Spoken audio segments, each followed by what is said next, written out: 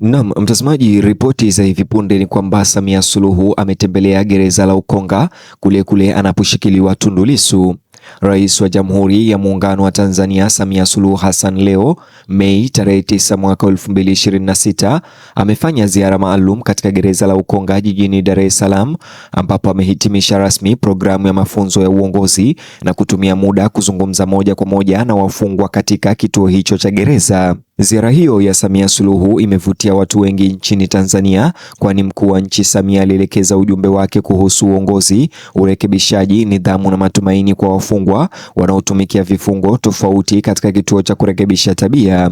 Kulingana na maafisa, programu ya mafunzo ya uongozi iliundwa ili kuimarisha uelewa wa utawala, maadili, uzalendo na uwajibikaji wa kijamii kati ya vikundi tofauti katika jamii. Samia Suluhu alitembelea wafungwa wale ambao wamefungwa zaidi ya miaka kadhaa na sio wale ambao wako rumande. Hivyo basi hakuweza kumtembelea Tundu Lissu au mtu mwingine. Vilevile, mpango huo wa Samia Suluhu pia ulilenga kuwasaidia washiriki kuelewa umuhimu wa uwajibikaji, tabia njema na umoja wa kitaifa.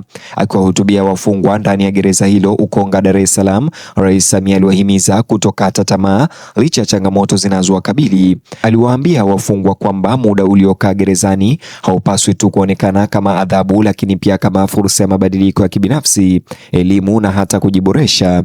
Rais wa Tanzania Samia alisisitiza kuwa kila mtu ana uwezo wa kubadilika na kujenga upya maisha yake iwapo atabakia kuzingatia na kujitolea kwa maadili chanya.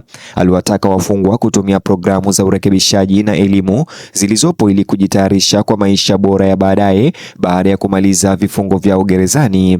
Rais Samia pia aliwakumbusha wafungwa umuhimu wa kuheshimu sheria na kudumisha maadili mema mara wanaporejea katika jamii. Alieleza kuwa ukarabati wenye mafanikio unategemea azimio la kibinafsi na usaidizi kutoka kwa jamii. Katika ziara hiyo, Samia Suluhu alizungumza na wafungwa kadhaa na kusikiliza baadhi ya uzoefu wa wasiwasi wao. Vyanzo vya habari katika gereza hilo vilisema majadiliano hayo yalilenga mageuzi ya kibinafsi, fursa za elimu, mazungumzo ya ufundi stadi na maisha baada ya jela. Sambamba na hayo, Rais Samia aliwapongeza maofisa wa magereza wanaofanya kazi ndani ya mfumo wa urekebishaji, akisema jukumu lao ni muhimu sana katika kuwasaidia wafungwa kubadili maisha yao na kuwa raia wa kuwajibika tena na kuwa watu wazuri. Alisema taasisi za magereza hazipaswi kuzingatia tu adhabu, bali pia mwongozo, ushauri na urekebishaji.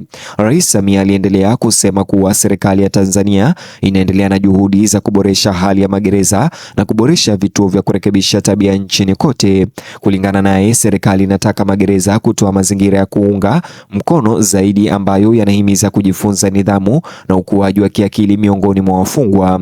Mtazamaji, ni hayo tu ambayo nimejaliwa kukuandalia katika ripoti au habari hizi, nikitamatisha na kuomba like video hii alafu subscribe na ubonyeze alama ya kengele. Ukifanya hivyo utakuwa umenisaidia kwa sana. Vile nijuze maoni yako upande wa comment, alafu bonyeza kiboksi hicho kwenye screen yako kwa taarifa zaidi.